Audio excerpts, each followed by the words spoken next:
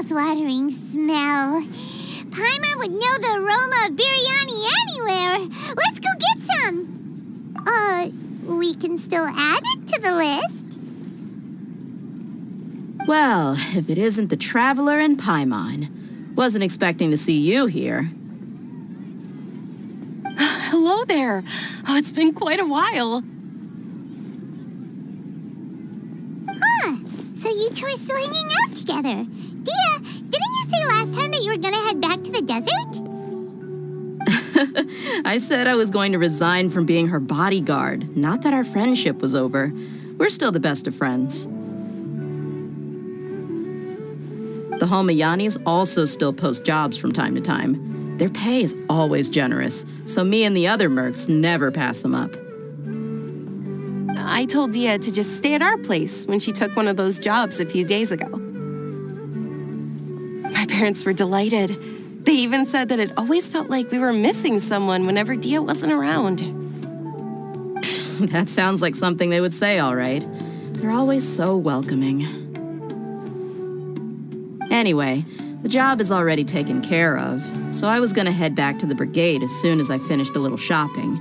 But the master kept insisting, and I ended up staying for another day. You can stay for as many days as you want, Dehya. Father hasn't even gotten around to treating you to his best dishes yet. You know I'm not the kind of person to stay put in one place like that, my lady. Don't worry, though. There'll always be next time. What? She said they'll treat you to the best dishes! I can't believe you can still refuse that! But wait, didn't you say last time that you would take me on a trip to the desert? Why don't you just take me with you today, when you leave? There are so many places I still haven't visited yet. I'm sorry, my lady, but no can do. There's still a few things I need to take care of back at the brigade. Besides, the desert hasn't exactly been the most peaceful place lately. Oh, come on. Not this again. That's also what you said last time and the time before that. I know, I'm sorry. Just give me some more time, and I promise I'll plan the best trip ever for you. All right, fine. To be perfectly honest, it's not that I wanted to go, it's more like I feel like something is off about you lately. Ever since you first set foot on the estate a few days ago, you've been acting anxious and even paranoid. Have you been delaying our trip because you've run into some kind of trouble? Nah, are you kidding? You're worrying too much. Would you swear on that? Friends shouldn't lie to each other, you know. I wouldn't pry any further if you're willing to swear on what you just said. But if something really is bothering you, then just tell me. You know I'll help you however I can.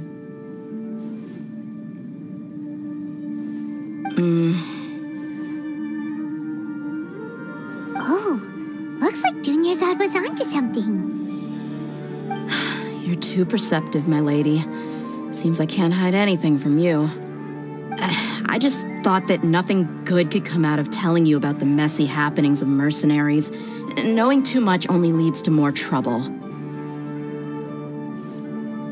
Mercenary life is a dog-eat-dog world where Mora reigns supreme. Everything operates on a completely different set of rules. That doesn't change anything about what I just said, though. We're still friends, and I can only support you if I understand what's bothering you.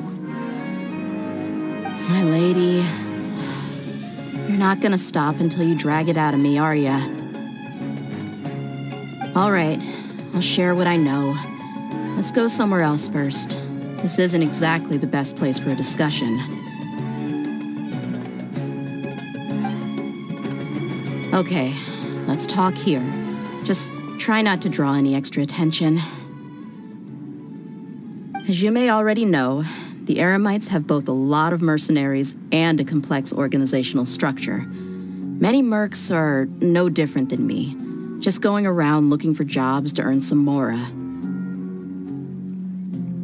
My brigade is called the Blazing Beasts.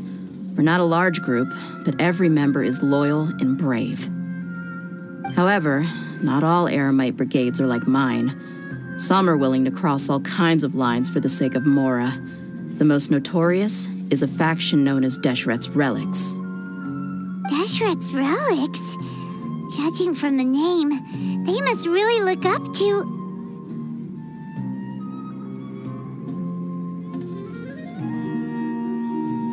Yep, you got it. I've heard that you've already crossed paths with Ain al-Akmar. They're one of the groups under the Relic's banner. Oh, you mean the group that tried to sell us the Divine Knowledge Capsule? Yeah, they weren't friendly at all. Deshret's Relics is composed of many smaller brigades like Ain al-Akmar. The Relic's headquarters issues orders to all brigades under his control. On any other day, I would want nothing to do with them. Unfortunately, though, the brigade that's stirring up trouble now is none other than Dehya al-Akmar. Dakan? I think it means beard or something. Believe me, it's a really stupid name. I found it insufferable for years. Anyway, the real issue is that Dehya al-Akmar is led by my father, Kusela. Say what now? I think I'm starting to understand your anxiety now. But what did they do? I won't go into details, my lady, but they've been involved in a lot of violent incidents. We're talking hundreds. Hundreds? Yep. The scenes tend to be quite gruesome, too. They strip the victims of all their valuables before murdering them. Not only have they targeted merchant caravans and ordinary citizens, but other mercenary brigades as well. That's beyond terrible. They won't even spare their own kind. I don't know how Deshret's Relic sees it. All I do know is that Dehya al-Akmar has become more and more aggressive over the last few years. If I don't do something about them, then even my brigade or the people of Aru village could become their next target. I just wish I knew what's driven him to do this. Yeah. How can your father do such terrible things? I don't know. People change. He's always been pretty pathetic. But at least in the past, there were still a few lines that he wouldn't cross. That's setting the bar pretty low. I mean, if he was even remotely decent, then why would I have to leave the brigade and cut all ties with him? He was loud and foolish, with no real sense of purpose. Instead of doing anything useful, he spent most of his time drinking and chasing after women. Of course, the other brigade members were just like him. Their ruckus would go on night after night. Sounds like a nightmare. What about your mother? Did she ever step in to stop them? Unfortunately, I never knew my mother. I'm sorry, Dehya. I didn't know. It's all right, my lady. That's pretty common in mercenary circles. Didn't I mention that my father was chasing after women? I was the result of one of those encounters with some random person. He told me that he wasn't sure who my mother was. And in any case, she never came to see me. He'd say, "You'll be fine as long as you remember to stick with Dad." But even then, he left most of the parenting to the brigade. The one thing I do remember is that he used to tell me stories. But the problem was that he had terrible taste. He only knew a few stories, and even those tended to be pretty stale. They were tales of desert warriors defeating dragons in the forest, or stories of mercenaries rescuing princesses from rebel armies. Sounds like your typical fairy tales. More or less, yeah. They were interesting maybe the first or second time around, but after about 20 repeats, they started to get a little dull. He seemed to think those stories were the best things ever, though. He was so into them that he'd call the whole brigade over and make them perform the whole thing as a play. Even the toys he gave me would all be story props.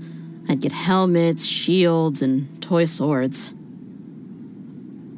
It was only much later when I realized that the shows were more for him than they ever were for me. What an interesting guy. Yeah, I've always found him pretty childish, but that was something I could just shrug off.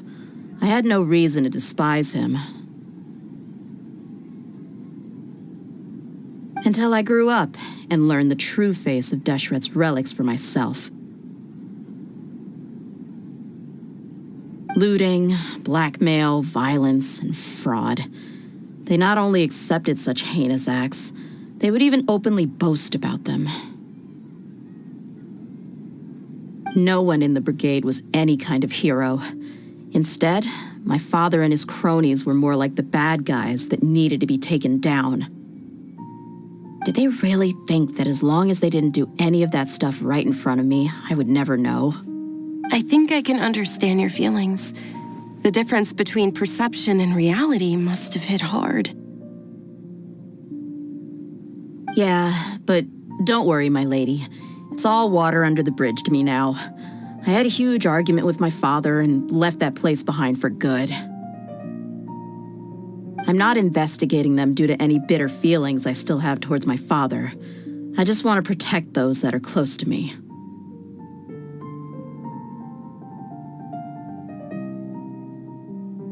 Yeah, I told the boys to gather as much information as they could. Most of the reports concern violent incidents, but there's also some talk of smuggling. I see. But isn't this investigation incredibly dangerous? It is, but every mercenary lives life on the edge. It's a lifestyle that I enjoy. That may be true, but it'll be impossible for those who care about you not to worry. Well, now you get why I didn't want to share any of this with you. What should we do? They both have valid concerns. Huh? But there's no need for you to get caught up in this mess, too. Well, he's super tough, so if he went into the desert with you, then Paimon bets the problem will be solved in no time. I'm inclined to agree. I'd feel a lot more at ease if you took him along to help. I'll wait for news from you in the city until then. Please, stay safe. I'm honored that you care so much for me, my lady. All right, then let's get moving. Our first stop will be Caravan Rebot, where we can catch up a bit with my fellow mercs. I'm super awesome.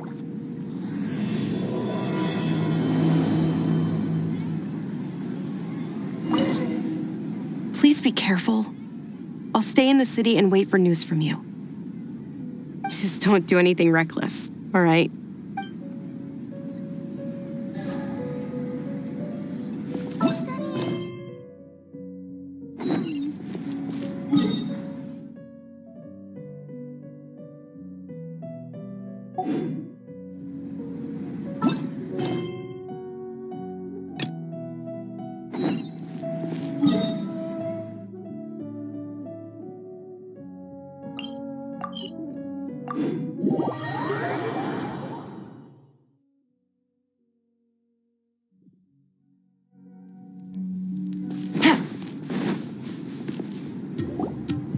Hey, Dehya, you're back. Are these two friends of yours? Oh, so you've already become like one of us then? Well, that's good to know. Anyway, since we've got a newcomer, let me fill you in on what the Khan al-Ahmar's been up to lately. They've become extremely aggressive. Apparently, even their own now have become acceptable targets. They even attack other relics brigades, just the same as any other mercenary brigade. Even the most ferocious beasts still protect their own. But it sounds like they've thrown that straight to the wind. That's right. Once they've collected enough loot off the other mercenaries, they sell it off to a different brigade, or turn to merchants on the black market. A portion of their profits is immediately exchanged for more food and weaponry to be used in their next violent operation. That's terrible. Yeah, and it really makes you wonder why they're so desperate for Mora. A few days ago, Isham and I trailed them for a while, and even disguised ourselves as merchants to conduct trade with them. We were able to learn a few things from the exchange. Rather than saying they're out to plunder and hoard Mora, it'd probably be more accurate to say that they're experiencing an internal power struggle. Wait, a power struggle? You heard me right. The vast majority of their victims are mercenaries from the other brigades of Deshret's relics. If their only goal was Mora, they could have gone after anybody. The targeted nature of their attacks points to a power struggle between the different brigades within the relics. That's the only plausible explanation we have. Unfortunately, we weren't able to find out anything more specific. It seems they're also trying to keep things under wraps. Oh, one last thing we discovered was that over the past few years, as the Khan al-Ahmar became more and more active, Deshret's relics as a whole became a lot weaker. It sounds mighty strange to me, too. Harun, you can leave the rest of the investigation to us. Gotta say, though, I didn't expect you to go on a whole undercover mission during the few days I was gone. Sounds like you were really putting your necks on the line, no? Nah, it was nothing. We're just as concerned about the situation as you are. The Khan al-Ahmar is your father's crew, after all. What he said. Besides, Dehya, haven't you done more dangerous things than all of us combined? What we did is nothing compared to your experiences. Yeah. And while they went to talk with Khan al-Ahmar, I took a look at the last camp they attacked. Any survivors of the attack were already long gone. There was nothing of value left in the camp. Ah, Hisham and Khalaf. You're here too. We rushed over as soon as we saw you come into Caravan Ribat. Although this new friend of yours looks a little green behind the ears, I'm sensing a special vibe from him. Now that we know you'll have a capable partner with you, we can also rest easy. Hey, what about Paimon? Feel anything special? Oh, you're also planning to tag along with them? Of course! Paimon is the traveler's most important guide. Wherever he goes, Paimon will follow. Oh, in that case, then you'd better take care of her too, Dehya. Don't underestimate Paimon! Don't worry about her. She may look tiny and helpless, but she's been through just as many battles as the traveler here. Even if she had only survived on sheer luck, then that alone would still make her quite formidable. I had no idea. I guess I shouldn't judge by appearances. Oh, one other thing, Dehya. When you're free, why don't you update the deputy about your upcoming schedule? We held another recruitment event a few days ago, but everyone only came to see the Flame Main. You weren't around at the time, so people were pretty disappointed to only find our crew of rough, unkempt guys. The deputy put a lot of effort into the event, but it was basically for nothing. Only a few people chose to stay, and that really got to him. Sorry to hear that. I'll be sure to bring him some great liquor next time. I left in a hurry and I couldn't make it back in time for the event. Gotta admit, I can understand their disappointment, though. You're our brigade's main selling point, after all. Now, if only the deputy could figure out a way to bring a few more smoking hot members into our ranks. Keep dreaming. Remember the last time I invited a couple gals into the brigade?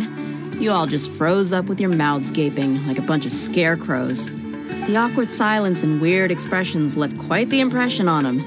They were originally interested in joining us, but after that, they both told me they were too uncomfortable to stick around. Hey, didn't we agree to never bring that up again? Huh? Wait, are you serious? Why have I never heard about this? I don't think you were part of the brigade yet. Are you kidding me? I missed a once-in-a-lifetime moment like that and you weren't even gonna tell me? All right. We can tell you about it later. Now's not the time. Hey, don't you try to change the subject. You and Hisham get your butts over here and tell me everything right now. Are they always like this? More or less. There aren't many rules or graces when it comes to mercenaries. We're used to just speaking our minds. If someone starts getting under your skin, you just yell right back at them. And if that doesn't put an end to it, then you just challenge them to a fight. But we also don't tend to take many things too seriously. Being direct and getting it all out of your system as soon as things come up is better than keeping everything bottled up, never talking about it. That's also why I never spare their feelings when I talk to them. If I want to laugh, I'll laugh. If I'm angry, then I'll unload on them. It's hard to stop once you get used to it. Though, I can never do that when I'm with the Homayanis. Hey, knuckleheads, can you at least tell me the rest of the intel before you go back to your bickering? Yeah, you hear her, Holloff? Told you we gotta focus on the investigation first. I drew up a map. Right here is the spot. There you'll find the merchant caravan responsible for getting rid of Dekhan al-Akhmar's looted goods. All you gotta do is wait and ambush them in the evening. They'll have no idea what hit them. Perfect. Thanks for that. Be sure to pass my regards to everyone else in the brigade as well. Will do. You stay safe, Dehya.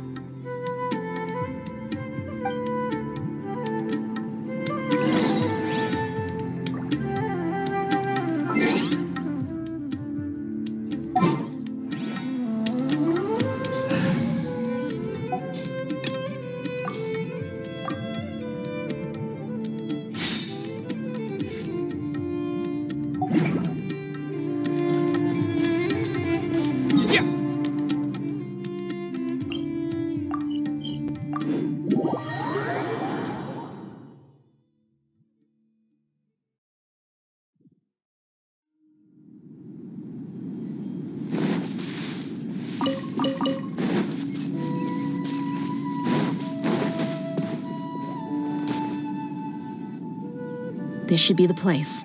Let's find a spot to hide and bide our time.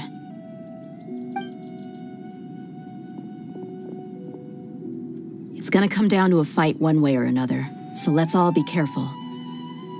No need to worry. He knows his way around a fight. I'm not worried about that. What I meant is that we probably shouldn't go too hard on the enemy. After all, we still need to get information out of them.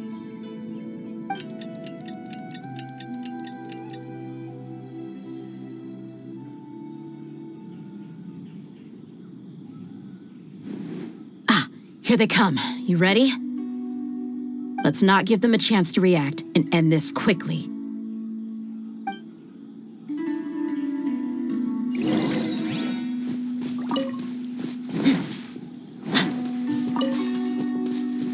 That's close enough. Feeling lucky today? Busted. Scratch.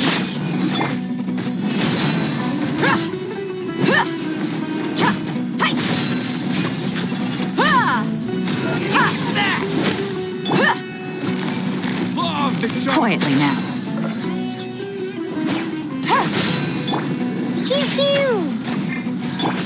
I'll be back.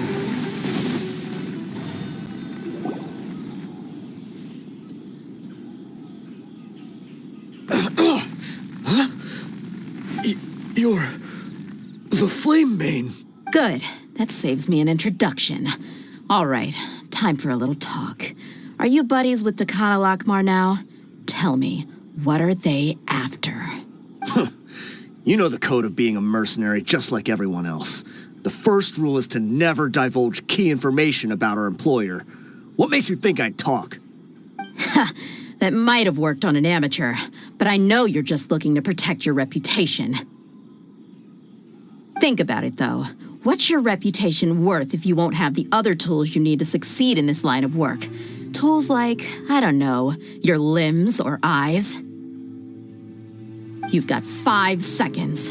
You might want to think twice about how much your employer's information is worth to you. Whoa! I'm not joking around. We can do this the easy way or the painful way. 2 seconds! I'll save you the trouble.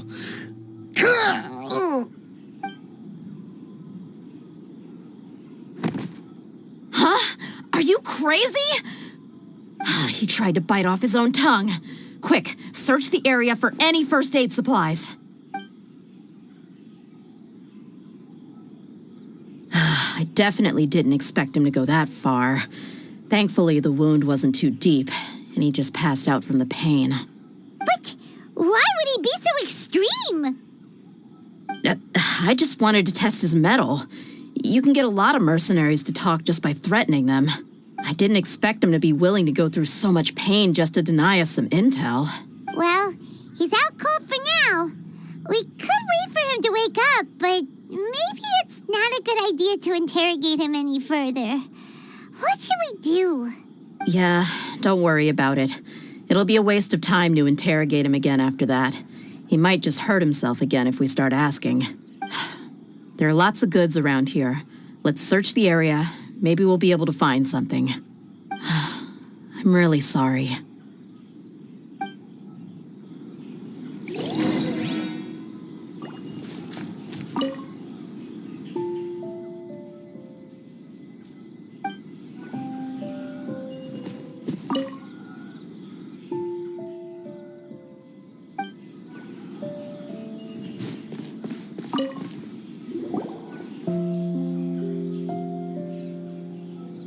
We found a piece of paper with a bunch of names on it. Maybe it's a record of something. Let me take a look. If this really is a merchant caravan, they should have a record of their transactions. Yep. I see an entry for Dakana Lakmar right here. Kusela, Idrisi, Bashar, and Takriti. All familiar names. Dakana Lakmar has been trading for a hefty supply of food, weapons, and medicine. It seems that in the past, they used to receive some canned knowledge as well. This caravan is just one link in their logistics chain. Once in the rainforest, the caravan will exchange the looted goods for Mora, and the funds will then be passed to a specific person. That person will then pack the caravan full of necessary goods, which will then be brought right back to Dakana Lakmar. Wait, why is there no Mora value recorded for the final transaction? No value? Yeah, every transaction before the last one was marked with an exact amount of Mora, but the final one, where they paid for everything to be brought back to the desert, was simply marked as delivered. Perhaps, but they couldn't have known how much they would make off selling the loot. Do they not care about profit margins at all? Anyway, the next part's the records of the goods themselves. There are a lot of entries. Everything was probably sourced from the rainforest. Huh? What's wrong? Shahzaman Homayani? Homayani? You mean Dunyarzad's family? Could it just be another family with the same last name? I'd be surprised to find someone with the exact same first and last name. Shahzaman Homayani is Dunyarzad's father and the head of the Homayani family. Just what the heck is going on here? I'm sorry, you're right. I'll consider what we found and not jump to conclusions just yet. But what this piece of paper confirms is that the Homayani family has been providing goods to Dakana Lakmar. What if the Homayanis have been kept in the dark and don't know they've been trading with Dakana Lakmar? That's a possibility, but if that was the case, why is this caravan specifically named Shahzaman as their person of contact? They could have just as easily bought goods such as food and medicine directly from Caravan Ribat or Port Ormos.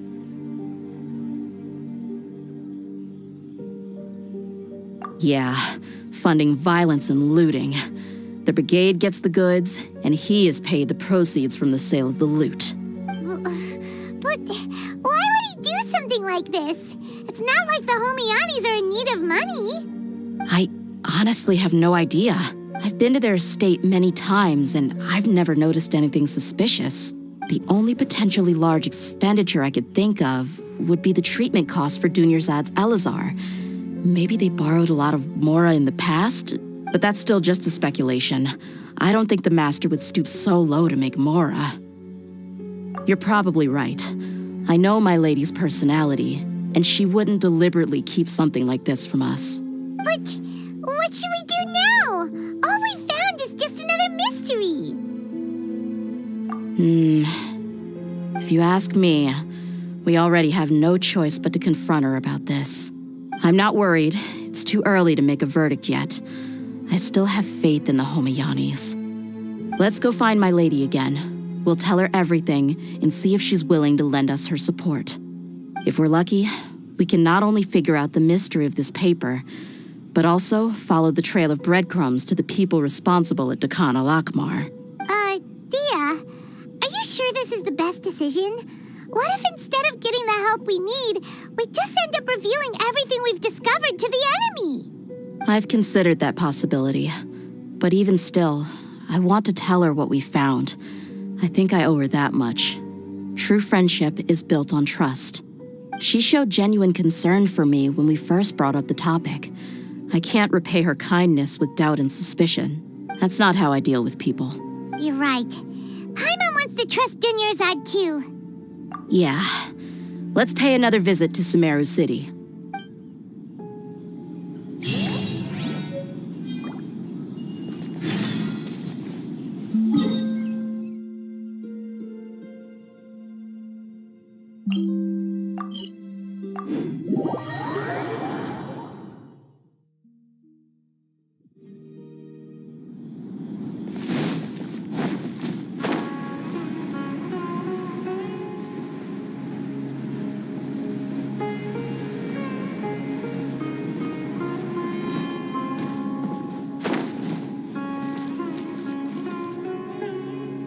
We're back, my lady.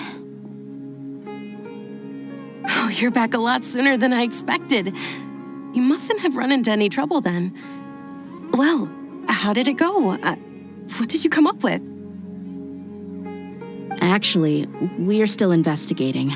It's just that we've discovered something strange. I see. The clues you found have led you back here, in the city? Something like that. Yeah. You all look a little dispirited. Whatever you found must not have been very encouraging after all. Why don't you discuss it with me? Maybe I'll be able to say something to cheer you up? It's okay, my lady. It's not so much about me being upset with my father or anything like that. How should I put this? So something is wrong. Even the Traveler and Paimon have been uncharacteristically quiet. On any other day, Paimon would have already waved to me with a smile and shouted, "Dunyarzad, we're back!" So tell me, what happened? Well?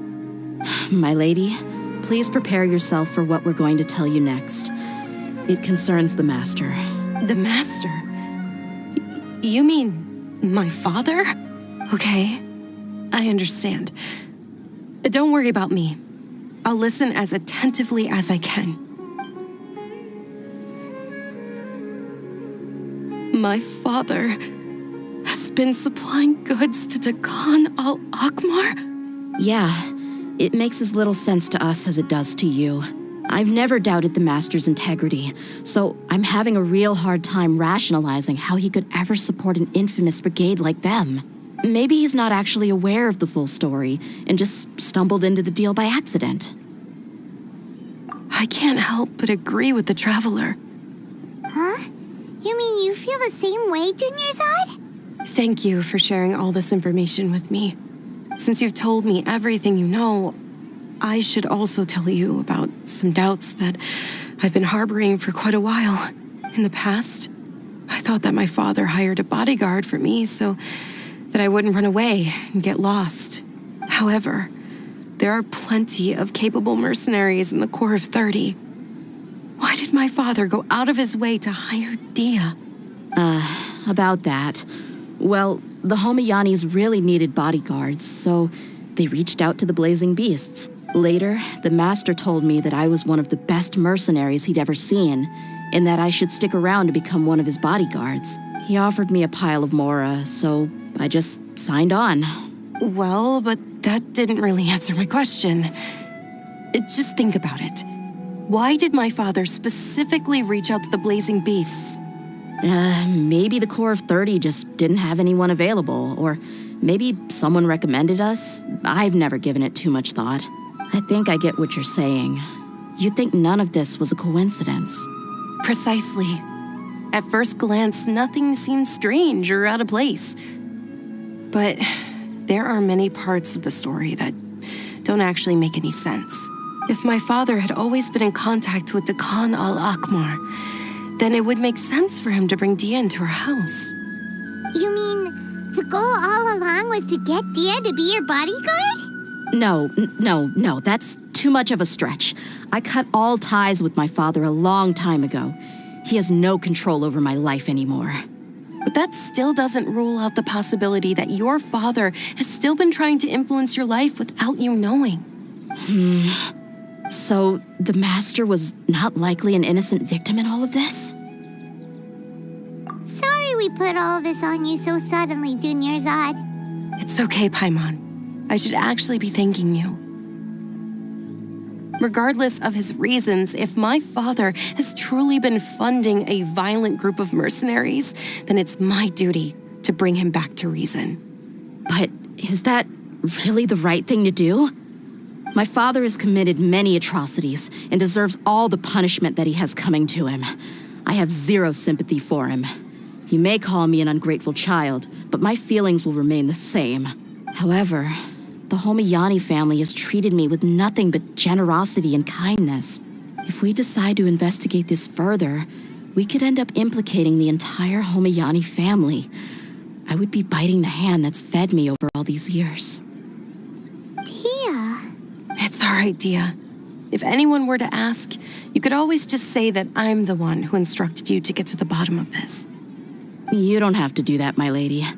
I'm not conflicted because I'm afraid of taking responsibility. Besides... Hey, it's still too early to give up hope. What was the thing about friendship again? Right, yeah, trust. You said that yourself, Dehya. Besides, there's no point on getting all riled up before we've confirmed all the facts. Thank you, everyone. That makes a lot of sense. I guess I should always remember the trust that I've placed in people. In which case, my lady, could you ask the Master to come out and have a chat with us? Sure thing. I also hope he'll be able to give us a logical explanation. Let's meet at the usual place then. Usual place? Ah, right.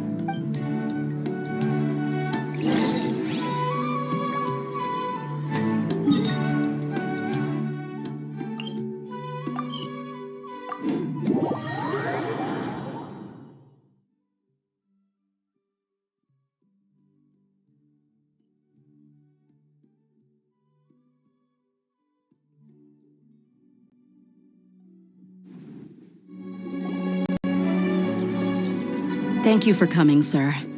Please allow me to introduce these two.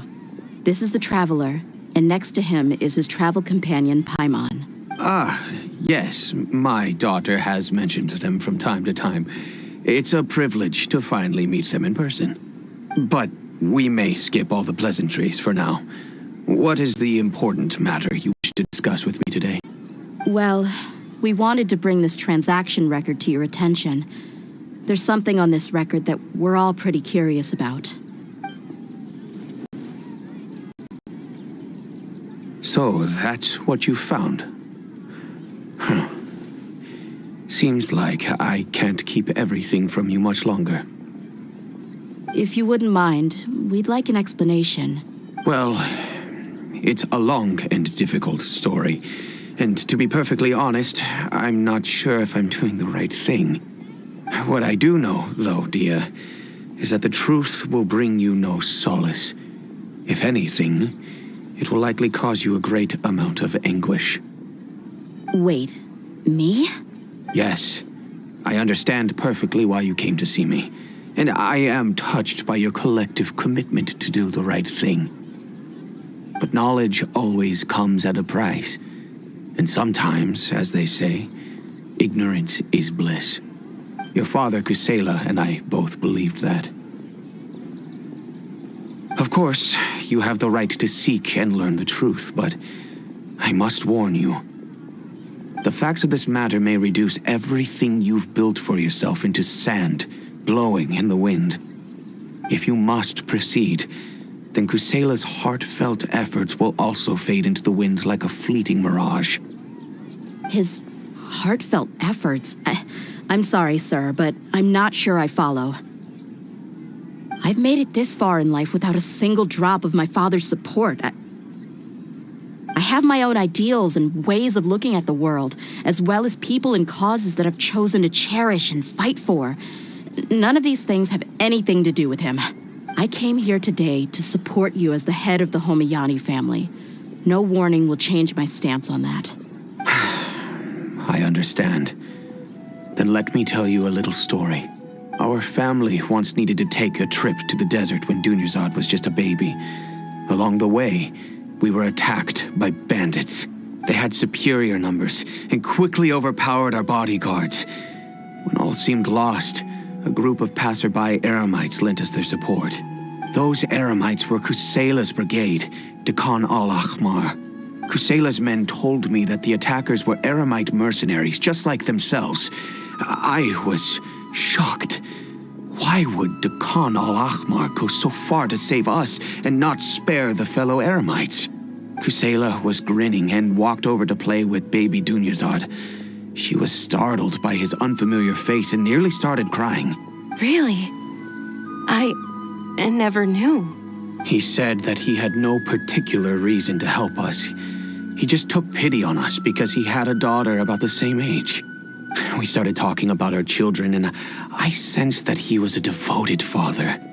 To repay his kindness, I hired his brigade to help out at our estate for a time and offered everyone generous remuneration. So, that's what happened. It was many years before I saw him again. I almost didn't recognize him the next time he came knocking on my door. The man I knew to be strong and healthy had been reduced to a shell of himself. He couldn't even walk anymore without his cane. So, what happened to him? He was perfectly fine when I left the brigade.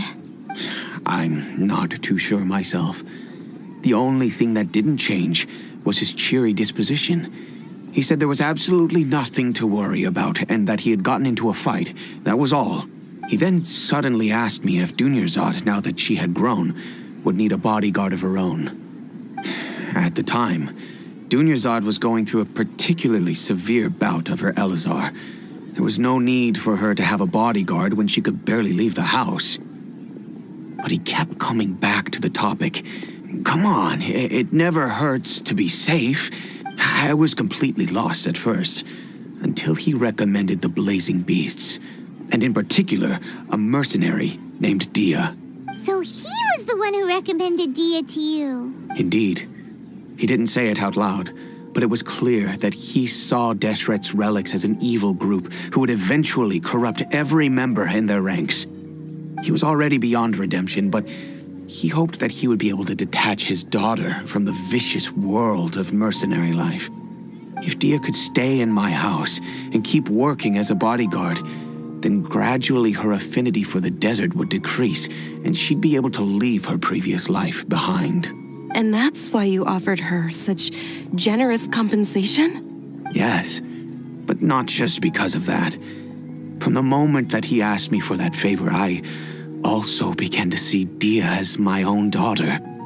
And that's also why I tried to persuade you to stay when you asked for permission to leave. I was willing to spend however much it took. Kusela saved my daughter and I all those years ago in the desert. I could never refuse him entrusting his daughter to me. He was always like that, acting like he's oh so smart and self-righteous. Kusela said that he'd reimburse me for a portion of Dehya's fees. I refused to take any mora from him, but he'd always send me funds anyway. Eventually, I just accepted them as a token of his gratitude. And that went on for a while until I received another letter from him a few years ago. The letter contained a request to help him buy food, weapons, medicine, and even explosive materials. Wait! Isn't that around the time that Dekan al-Ahmar started becoming more aggressive? That's right.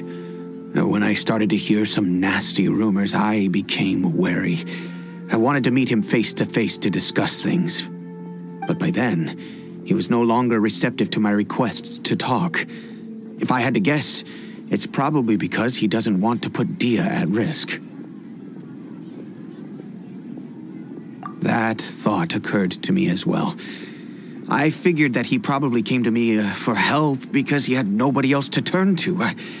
After some deliberation, I decided to send him some food and medicine. I turned down all his requests for explosives and weaponry. I am aware that even such a reduced gesture of support could lead to others coming to harm, but I could not simply reject his plea for help. In the end, it probably was the wrong decision. I plugged my ears to the rumors and just chose a solution that made me feel least guilty about myself. If you can, please tell me where he is now. None of the things he's doing right now make any sense if he's just trying to keep me from getting tangled up in his world. If all he wants to do is steer clear of me, then maybe he shouldn't have brought me into this world in the first place. Oh no. Dehya, please don't feel that way. I'm just angry because I can't wrap my head around any of his actions. Another way? I don't know. I knew him, and he was nothing more than a childish brute. But I guess you do have a point. We haven't uncovered the whole truth yet. We still need to figure out his exact actions and reasoning for these last few... I'll do my best to help. Of course, anything between the two of you would need to be resolved between you and him alone. I don't know Kusela's exact whereabouts. Outside of supplying his brigade with some goods, I tried my best to avoid getting involved any further with him. However, there's a man on the list named Jawed. He used to be a mercenary in the desert and is now a member of the Corps of 30. He's responsible for supplying weapons and liaising with the Dekhan al-Akhmar's merchant caravan. I think he should know Kusela's whereabouts. I've heard that he likes to have a few drinks alone and enjoy the cool wind at night outside the tavern. Maybe you'll be able to find him there. Understood. Thank you, sir. Then I guess this is bye for now, unless... I'll stay and be with my father here. To be honest, I'm still a little dazed and haven't finished processing everything quite yet.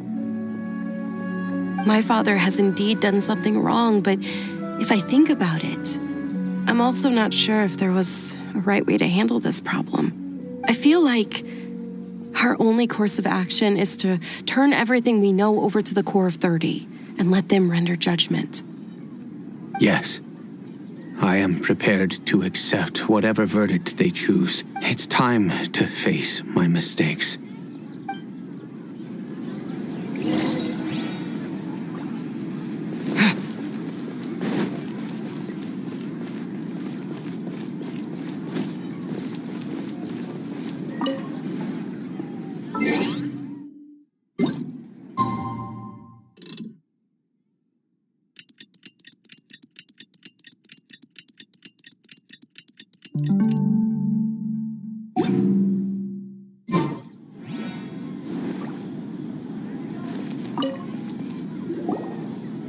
Huh? Who are you guys? I know what you've been up to. Smuggling weapons to violent brigades in the desert while working for the Corps? Pretty bold, if you ask me. Shh. Keep your voice down. How do you know all that? Come with me. We should take this elsewhere. I'll be happy to talk things over once we're somewhere private.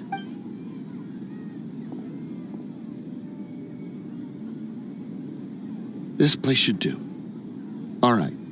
Back to my question. How did you all know about me? Don't worry about that for now. You know what kind of punishment you'll face once we report you to the Corps, I assume. Wait. There's no need to jump the gun. Let's talk this out. What are your terms? So what's in it for you anyway, Mora? Well, I was a little tight on money at the time, and Kusela took good care of me in the past. I weighed it in my mind, and I couldn't find a reason to turn the opportunity down. I wouldn't only be helping my benefactor, but I could also make some quick Mora. Let me tell you how it is. We're investigating Dekhan al-Akhmar, and we're gonna put an end to their operations. If you provide some help for us, then we might just put in a good word later to reduce the terms of your punishment. Hey, why don't we discuss this a little first? Listen, I made quite a bit of more from my last run. Just give me a number, and I'm sure we can... Shut it. My patience is running out. You should know when a mercenary is after something other than money. All right, sheesh. But you gotta promise you'll put in some nice words for me later. They're always on the move. Here's the spot they were at the last time I made my delivery to the desert. Feel free to go have a look. I'm just telling you, though, it's not on me if they're not there anymore. Sure. And then you can forget about any nice words from us. Hey, come on. Now you're just being unreasonable. Really? And how do I know you're not leading us straight into a trap? Don't forget, you're the one with no bargaining chips. All right, I get it. Why don't you go take a look, and if they're not there anymore, I'll try to figure out something else for y'all. Now that's more like it. Let's move. And as for you, try to stick around the city until we get back. You don't want us to call the folks from the Corps and have them drag you back to the city.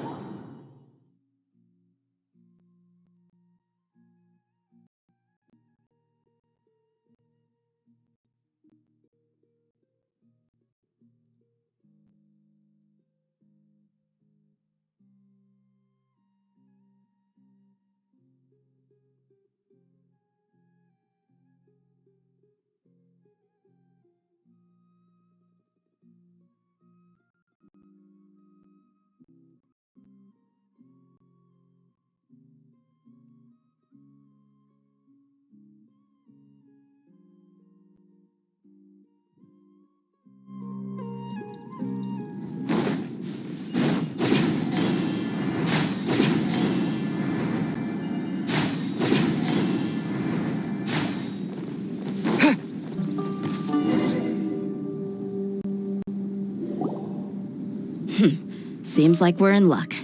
That should be their camp right up ahead. Let's go. We'll finally get to the bottom of this ourselves. I'm here to see Kusela. Tell him to get out here. Dehya, why are you here?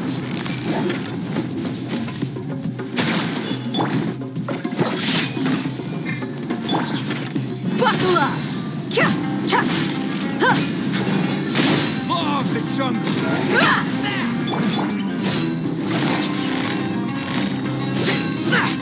Busted! Shaken and stirred. Haven't you all done enough? Oh, so are you also here to stop us?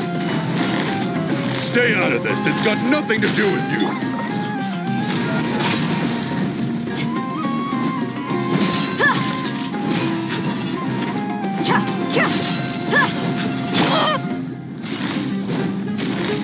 Gotcha.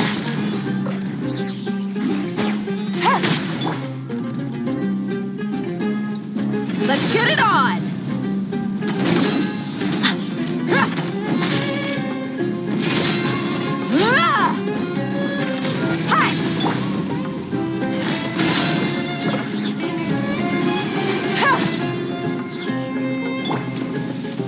Think you can bully me? Hook a lot.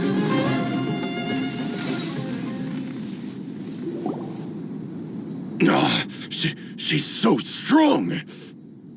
Enough fighting. We all know each other, and I don't want to take things too far. Just bring Kusela to me. There's no use hiding him anymore. Did you understand a single word I just said? Or do I need to bash your skull in some more? All right, everyone, let's all just calm down for a second. Dehya, the boss can't come out and see you anymore. He died a long time ago. What? Seems like you've been out of the loop for a while. Guess that's for the best, though. At least, that's what the old man wanted. When did he die? What happened to him? A few years ago, Kusela broke up Dakan al-Ahmar and went to the Deshret's Relics headquarters by himself. So is that when you guys started acting up? We would prefer to call it taking revenge. Every last person in Deshret's relics must pay in blood for what they did. Let me start from the beginning. Dehya, do you know how the head of the relics maintained order internally? Overwhelming strength and unquestionable authority? Those were a part of it, yes. But just those on their own weren't enough. They had another tool at their disposal. They called it a person's record. Regardless of whether they joined by their own will or were coerced, every person in Deshret's relics were forced to leave a record of themselves at headquarters. Whether it be their deepest sin, some unforgivable act, or their most immoral exploit, the record served both as a symbol of loyalty and the perfect material for blackmail. That's precisely it. Every one of us have a record. Me, Bashar, Tikriti, and all the boys who grew up with Dehya and ended up joining our ranks. But you, Dehya, you were never asked to provide a record, were you? I never even knew this was a requirement. You were probably the only person in all of Deshret's relics who didn't know about it. Ever since you were born, Boss had been trying to shield you from this organization's sinister rules. Not only that, but he also banned all of us from committing any nefarious acts. He said he'd take care of the dues we had to pay regularly to headquarters. But in the end, he was just an ordinary person. What could he do? He was forced to go to headquarters again and again to account for missed dues and incomplete records. He'd come up with all kinds of excuses and get beaten up as a result. We all knew he was doing that for you. He wanted to get you out of this world, no matter what it took. And that's why he became a shell of himself and couldn't walk without a cane. Wait, but that doesn't make any sense. I didn't know about any of this, and I'd never seen him get injured or beaten. Because you were too young at the time. How would you ever tell between wounds from a beating and wounds from battle? When you left home after that final argument with him, he seemed to age by a decade overnight. Even his hair went gray. So even the blazing beasts were... Yep. It was all his doing. Had he not arranged them to come to you, you probably would have been reduced to a pulp before you ever left the desert. A few years ago, Boss said he needed to make another trip to headquarters. He was already pretty weak then, and we all assumed he was going to get beaten again. I suggested that he hand the role of leadership over to me, but he said there was no longer any need, since the Khan al-Ahmar would soon be no more. His words made no sense to me, but that night, we heard that a massive fire tore through headquarters and razed everyone's records to ash. Everyone gained their freedom that night. Many members fled, not just from our ranks, but from the other brigades as well. But how could we leave with a clear conscience? All of us who knew exactly what had happened. The boss can't have just died for nothing. Those heartless jerks at headquarters took him from us. From that point on, the sole purpose of the Khan al-Ahmar became revenge. The big fire that Boss started was quite a blow to headquarters' strength. It's given us the opportunity to launch our attack. Even though we're outnumbered, we vowed to see our revenge through to the very end. There were people from headquarters who changed their names and went into hiding. Some fled to other brigades, and others escaped to the rainforest. But we won't let any of them escape our wrath. They'll all pay for what they've done. We've suffered plenty of losses as well. To keep going, we need an enormous amount of supplies, from food and medicine to weaponry and explosives. All we can do is exchange our loot from Mora, and then use that to get supplies. We forged Boss's handwriting and sent out many letters to his former friends. Thankfully, many people were willing to come to our aid. We were also able to attract many mercenaries who shared our goal. We've endured unspeakable pain to win many impossible battles. Deshret's relics have become weaker and weaker, and now we finally have an opportunity to directly strike their headquarters.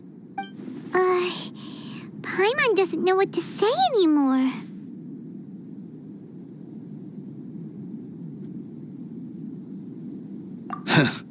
We do know right from wrong, but we were sinners from the very beginning. We do not deserve the freedom that the boss won for us with his life. Boss always loved his old-fashioned hero stories. Those tales about sacrificing yourself to save the world. We used to always laugh at him for it. But in the end, he really went and lived those stories out himself. As for me, I never considered myself a hero. We're all the lowest of the low. We have no right to even imagine such an existence. But maybe those hero stories he liked foreshadowed everything that was to come. The spirit of the hero touched all those he had saved, and more people joined his cause. Maybe we were all just acting along with the play in the beginning. But as we acted the parts and recited the lines, we were drawn in. And now, we want to see the story through to the end. I'm sorry, Dehya. I know you always found us insufferable ever since you were young. Just think of this as a madman ranting. I'll go with you. Huh? Dehya? You want to go with them? I grew up with these guys, and I know they're not bad people. It's just that some situations get so bad that it's difficult to tell good from evil. All I know is that Deshret's relics must be destroyed. Furthermore, I want to go see the place for myself. I want to know if my father is still there. I know you don't want to get involved in this, so there's no need for you to tag along. I can do this on my own. Yeah, Paimon feels like we'd only regret it if we don't see this through to the end. Thank you. We'll be a lot stronger together with you. I bet Boss would lose his mind if he ever knew you'd join us at the very last moment like this. Considering all the losses and injuries we sustained, we can't afford to turn down someone as powerful as you. He can think whatever he wants. But the fact is, I owe him this much.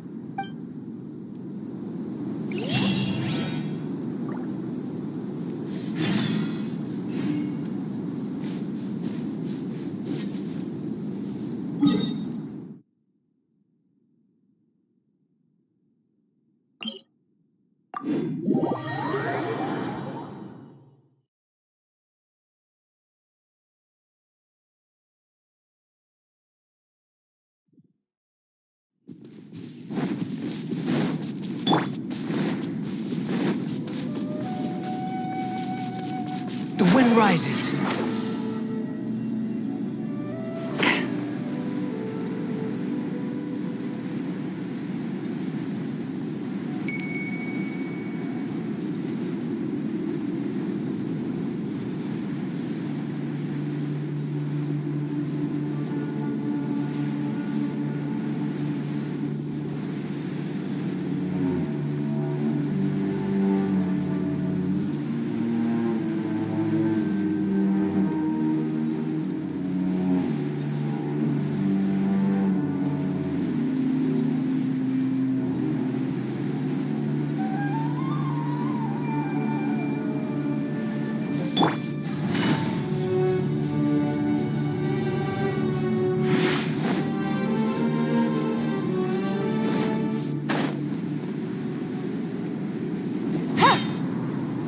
Is this the entrance? We sure didn't run into much trouble on the way here.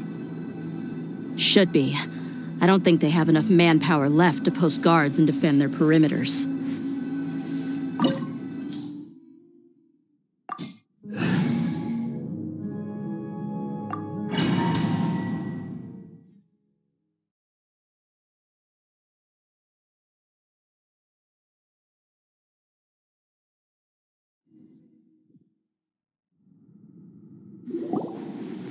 Wow. Paimon didn't expect it to look like this on the inside. They should all be holed up in here. Don't know how many people they've got left, though. Who cares? We'll round up all of them. Still, we should be careful. Even if they've only got one shot left, it could still take us out. Yeah, we'll know what they're really capable of once we've landed some hits on them. Deshret's relics may have been a force to be reckoned with before, but their name means nothing now. Yeah, they don't stand a chance with you here. I'll take the lead. I've been here once before.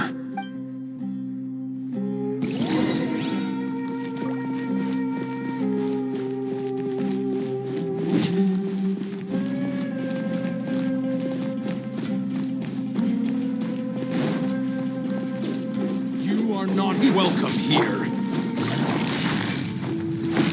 Quietly now. Scratch that. Let's go, let's go. Let's get it on! Huh.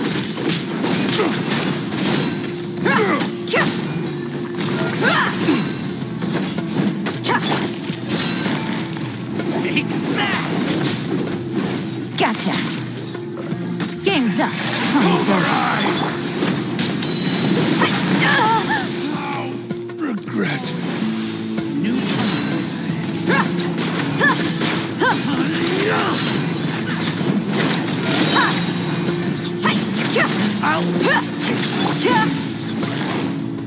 Quietly now. Shaken and stirred.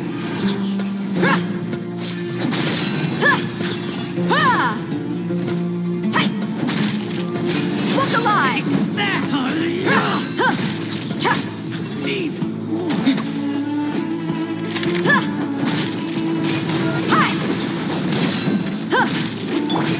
Gotcha.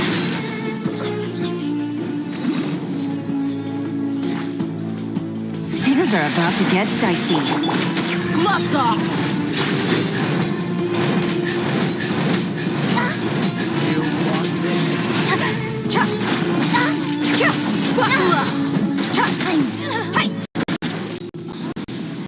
No more tricks up your sleeve! Busted. Think you can bully me?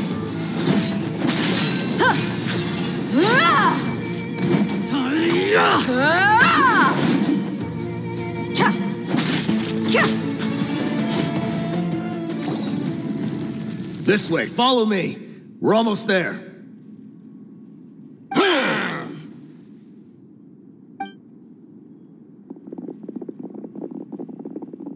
Wait, they went charging ahead without checking for any traps. Hey, you guys okay? It seems like we just got trapped in here.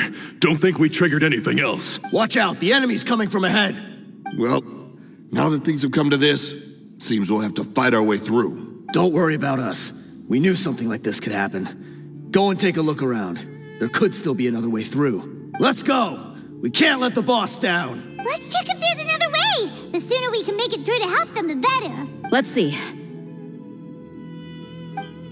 I think I see a way through over there, but it's being blocked by something. Let's try our luck with that mechanism. Okay, let's go.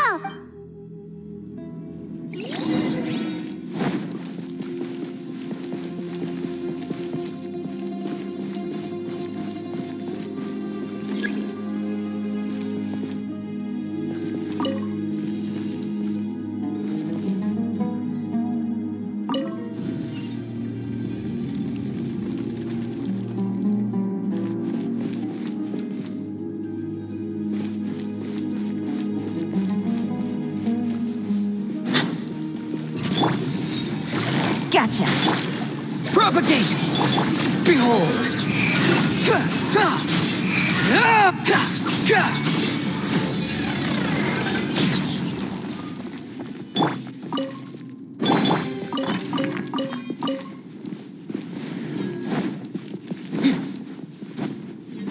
Another mechanism like the one before, but this one's being blocked off in the middle.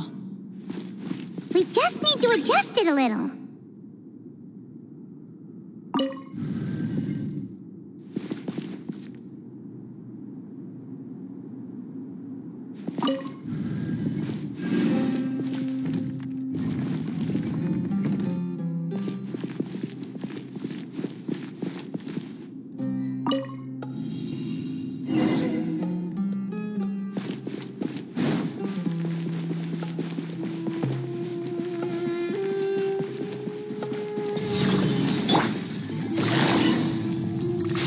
Quietly now. Scratch that. The wind rises.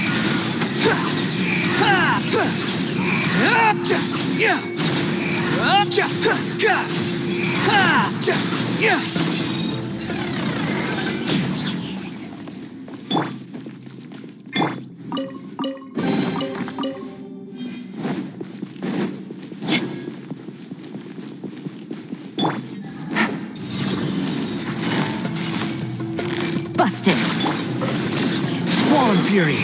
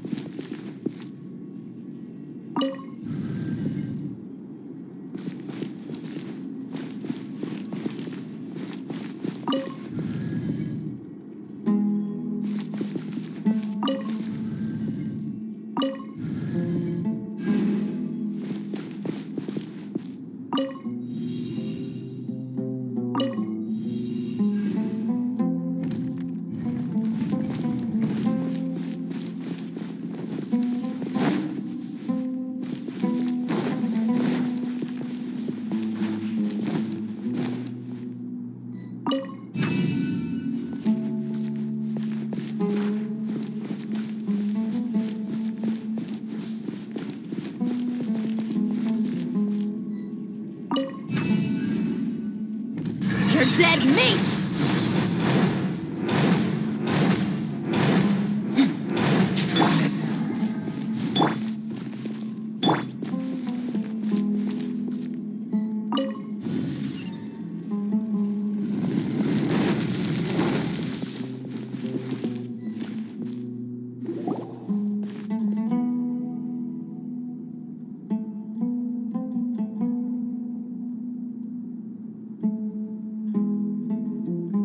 I wasn't expecting anyone to make it through from the other side.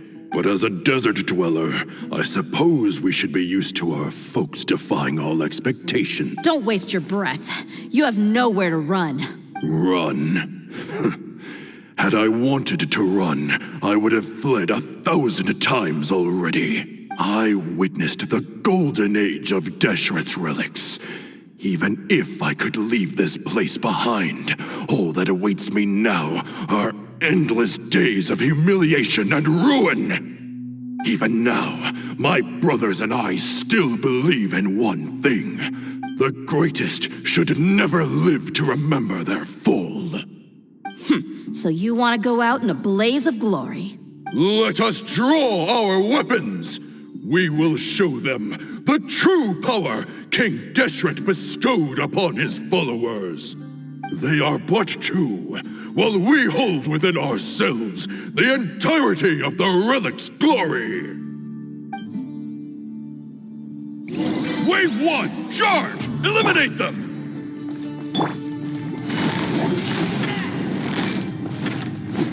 Quietly now. Game's up. Fun's over. Let's get it on! I'll be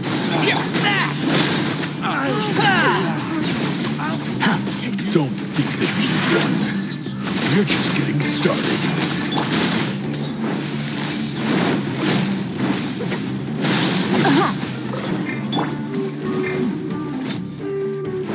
Buckle up!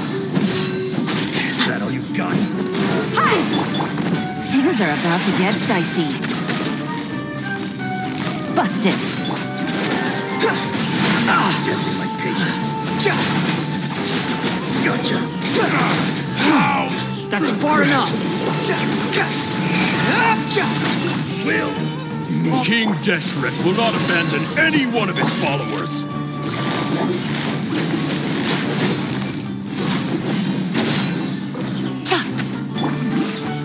Shake it and stir! Get out of here! You asked for it.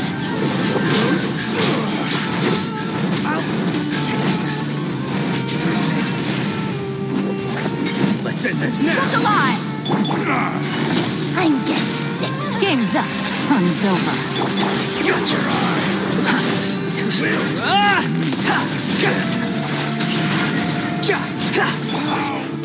Brothers! With me, this is where we prove our faith. You all just want to die? None of us plan to leave this place alive!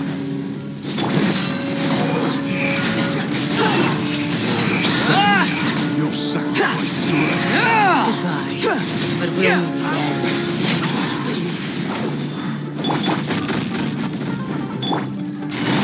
Gotcha. Shake and stir! Buckle up.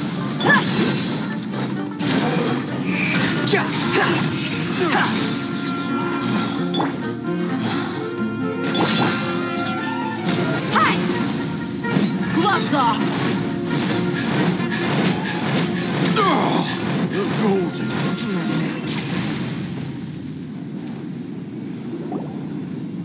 The commander has finally fallen. But they're still coming at us! This place is like a gladiator's ring. They just keep coming no matter how many we beat! Yes, keep fighting! There's no need to fear, and no need to back down!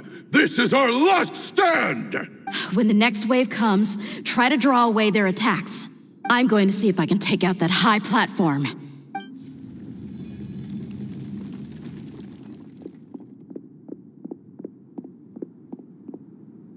Get out of my way!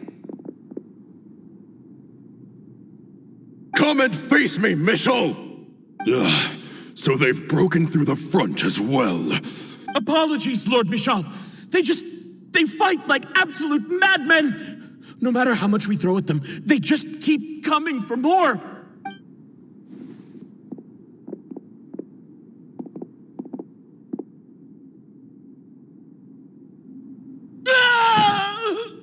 So, it would seem like this is the end. Time to pay for everything you've done, Mitchell. You think I would give you that opportunity? I will be buried in the sand alongside all the rest of our fading glory. Hey, wait!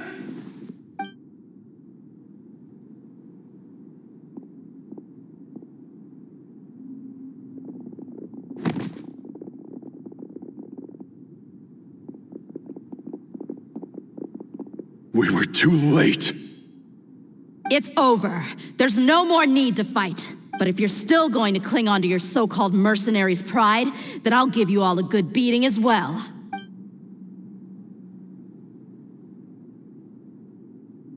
Hey, Dehya!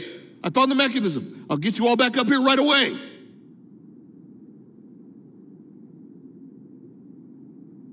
Let's go.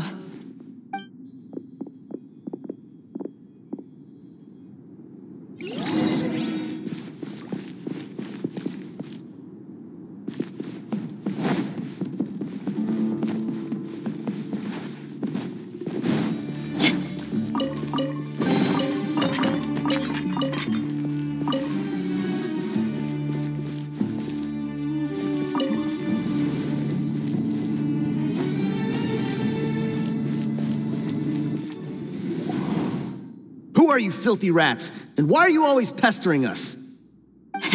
You call yourself a member of the infamous Deshret's relics, and you still can't even tell who's made it all the way to your headquarters? Who knows what intent a bunch of rats may have? We try to catch a couple, and you all just show up on the other side instead. How are we supposed to figure out what you're after? Hey, have you ever heard of a man by the name of Kusela? Why would I know? It's not like I'm in charge or anything. This is your last chance to talk.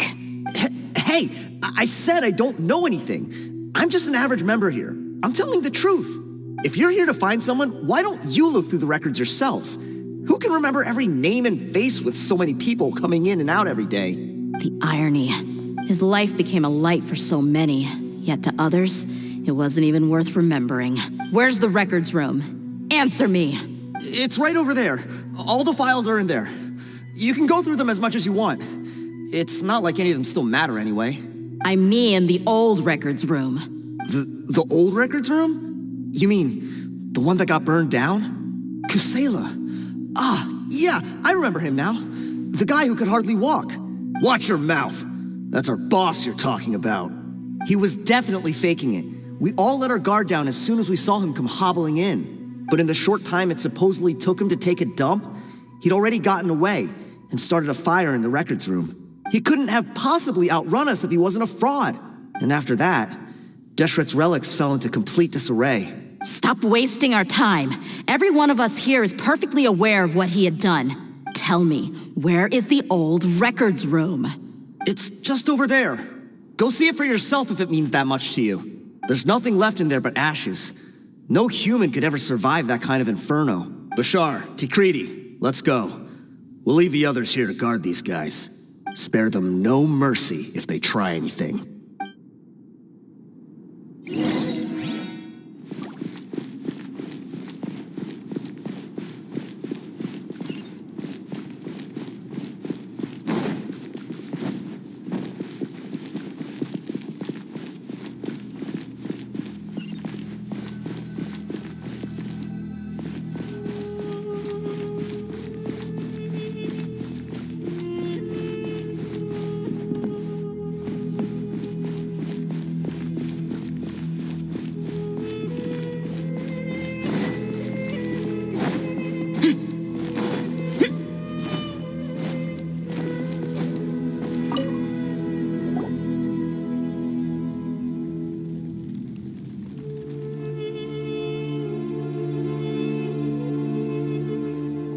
So, this was his final destination. How did he do it? Getting past all the guards with a limp and sneaking in here to start a fire? If he was nimble enough to do that, then he must have been able to get out of here after starting the fire, right? Dehya. I'm sorry. I know it's just wishful thinking. Let's look around. Maybe we can find something that's been left behind.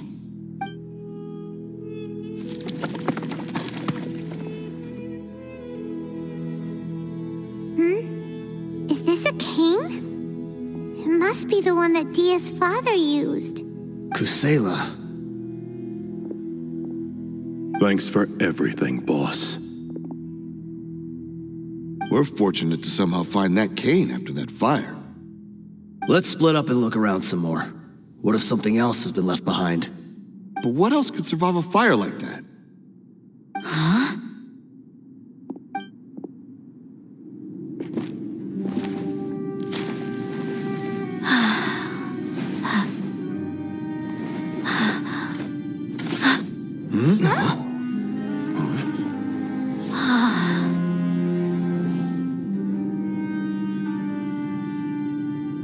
Thought so. Wait! Isn't that the toy sword you played with as a child?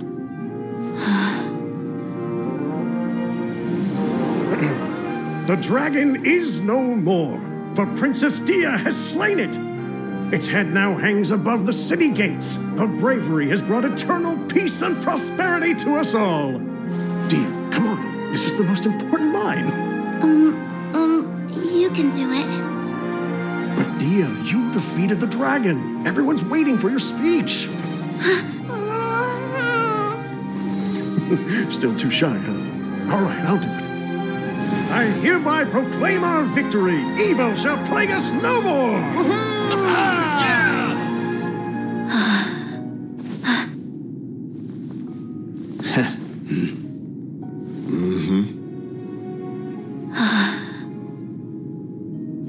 I hereby proclaim our victory. Evil shall plague us no more, Dad.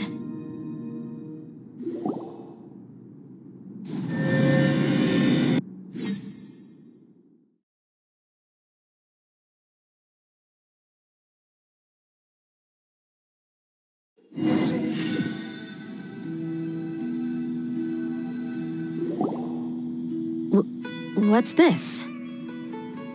Don't you remember? You asked Paimon what she would do if she were to wake up tomorrow with loads of money. And Paimon said that she would get boatloads of tasty snacks. You looked super confused at the time, but said it was an adorable thing to say. These opportunities don't come by often. So today, Paimon's gonna treat you to a special crash course on Paimon's life philosophy. Hey, come on! Paimon's not that stingy. Anyway, the point is that you should eat to your heart's content. You'll feel better for sure once you've gotten something in your tummy. Dunyarzad will also be here shortly. She's already heard that we're back. Aw, thanks, you two. Honestly, this is Very unlike me.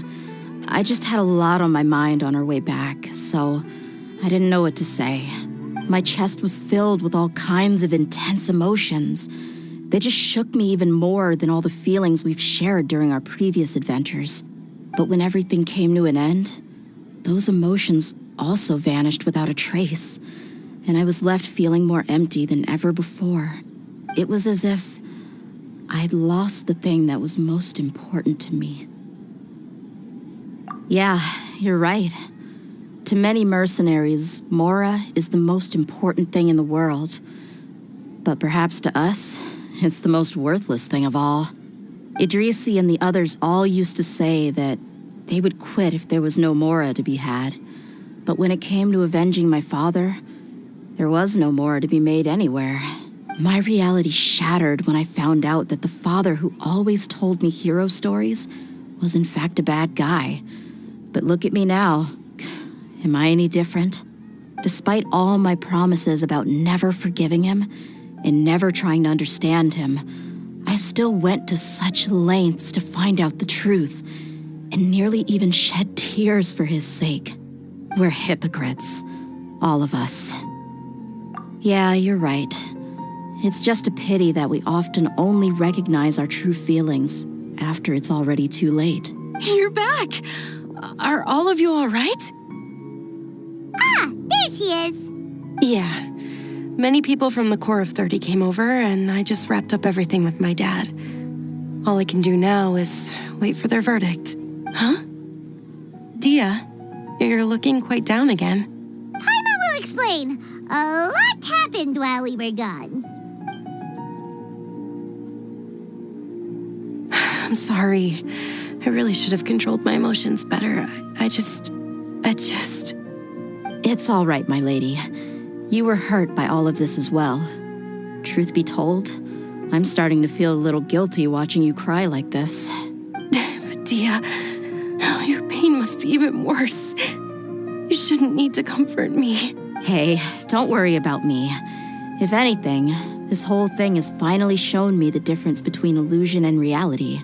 My father probably thought that people could settle into new lives as long as they moved to a new environment. That thought has even crossed my mind a few times. It's like saying, what's wrong with adapting to a new life? However, there was always something deep within my mind that refused to accept it. This impulse brought me great turmoil, and even made me feel ashamed for turning my back on your father's kindness. But now that I consider it again, it all makes sense. The desert sands are a part of who I am, and I will never be able to lead a peaceful existence. I understand how you feel. That doesn't mean I won't be making any changes to my life, though. As an example, I'm now thinking about taking on some small odd jobs. It's just like Idrisi said. I also want to catch up to my father and become a character in his play. Even if the ending of the story may be childish and ridiculous, it won't really matter. Isn't that neat, though? Oh, you'll be a whole new kind of mercenary, one that's not out for Mora. Why don't we go for a change of scenery once we finish eating? What about stopping by the Grand Bazaar again? Right. You said you wanted to get a rug for your family. We'll come along too. I can't thank you enough for taking care of me this entire time.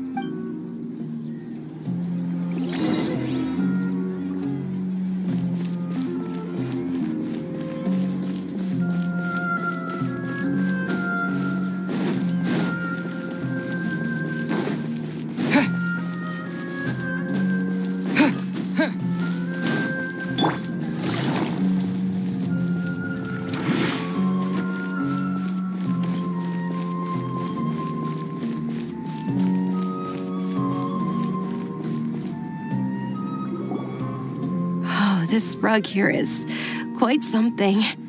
The craftsmanship is exquisite, and the fabric is also of high quality. Ah, here you are. Finally, I found you. Hey, aren't you that mercenary who bit his tongue? You can still talk? Wait, are you here to take revenge on us? What are you talking about? Do I look like I can take you all to a fight? I just came here to give you something. I'll be on my way to give myself up to the Corps after this. Once I woke up, I hurried to the Khan al-Ahmar's camp, hoping to alert them to your presence. But when I got there, I found no one except the members who were still too injured to move. Ah, so you probably got there after us. Yeah, they told me that they had exacted their revenge, and everyone had turned themselves in to the authorities. Even that last camp was not going to last for much longer. I had joined the cause to repay an old favor from Kusela. Now that everyone's already turned themselves in, I might as well do the same.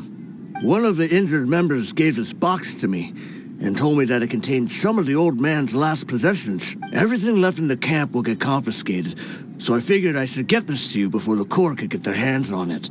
Thank you. No worries. We are all just living our own truths. There's no need to comment or judge anyone for it. So this box contains everything that Dia's father left behind. Huh. It feels lighter than expected. Well, back in the day, the first thing he did with any Mora was spend it on things like drinks and meat. But let's see what's inside. What's this? It's just a bunch of junk. It kind of stinks. Perhaps it's just been left unopened for too long. A handwritten copy of a storybook. The paper's already yellowed, and it looks like it's about to fall apart. It was against the Academia's rules to possess books for personal use. If he was going to break that rule, he could have at least copied something useful. That probably means this was really important to him. And here are a few bags of children's snacks. The packaging's completely deteriorated. Maybe that's where the smell was coming from. Did he get those for you? Yeah, but here's the thing, though. Even when I was a child, I was never a fan of these kinds of snacks. He'd always say that he got them for me, but in the end, he always ate more than I ever did. Who even leaves snacks in a box like this anyway? Isn't that just common sense? Forget it. Let me see what else is in here. A razor, some buttons, some round iron tiles, a wooden toy puppet, a wool scarf, which from the looks of it probably belonged to a woman, and a hair clip? Why are these things here? I'm suddenly feeling a little scared. I'm sorry, my lady, but this is just the kind of man he was. He probably saw this box as some kind of personal trash heap and dumped any and everything in there. 2 empty liquor bottles. Tell me, you guys, are these the kinds of things that a normal person would leave behind? Huh? There's something in the bottle! Oh, you're right. All right, I got it out. It seems to be a piece of paper with some writing on it. The bottom part's all damaged from moisture, though. Let's hope the writing didn't smudge. I was suddenly seized with an urge to write a letter after finishing this bottle. I just folded it up and left it in the bottle, though. If I end up forgetting about it, it won't really matter. To Dehya. It's a letter for me? It's all right. I'll just read it out. If he went to the trouble of writing a letter, there must have been some important things that he wanted to say. Or at least record down. My condition's becoming worse and worse. Can't even walk without a cane anymore, much less go out and have fun. Guess I don't have many days left. If you're reading this letter, then I suppose I'm already long gone. You were adorable as a baby. Everyone loved you. And regardless of whether you were crying or laughing, everyone enjoyed having you in the group. But once you grew a bit older, you were no longer nearly as happy or cute. It's probably Idrisi's fault. He was never up to any good. Can you believe this guy? He can point the finger at himself. Anyway, back to the point. To summarize, I'm writing this so you would know not to feel sad for me, even if you end up finding out the truth. The reason being that I was never your father to begin with. Wait, what? Surely, he must be joking, right? I don't know. I was quite formidable when I was young, and 100 times cooler than some so-called flame main. Really felt like the whole world was under my feet. With just a teeny tiny bit of effort, I felt I could rule over the entire desert. But as fate would have it, I went out into the desert for a drink one day and discovered a baby in the sands. It was you. You were just lying there, small and helpless. You were so tiny that if the wind blew for just a little while longer, you would have been buried forever. But your cries were so loud they made my head hurt. Now that I think of it, you really were a bundle of energy. Sounds like he's serious. I told Idrisi and the others that I had slipped up with a woman while out and about. None of them even doubted me. I'm sorry that I had to lie to them for so long, but I really had no other choice. I was their most esteemed leader, after all. It's not like I could just tell them that I suddenly wanted to play at being a father. At this rate, I'll puke up all the liquor I just drank from this bottle. Anyway, Dehya, you possess the kind of freedom and kindness that we could only dream of. As far as how you should live your life, that'll be up to you to decide. That's the end of the letter. In the end, he was still thinking of me as a little child. I suppose, or I would have suffocated under the sand a long time ago. He was a good father to you. The fact that he wasn't a blood relative doesn't change that. Yeah.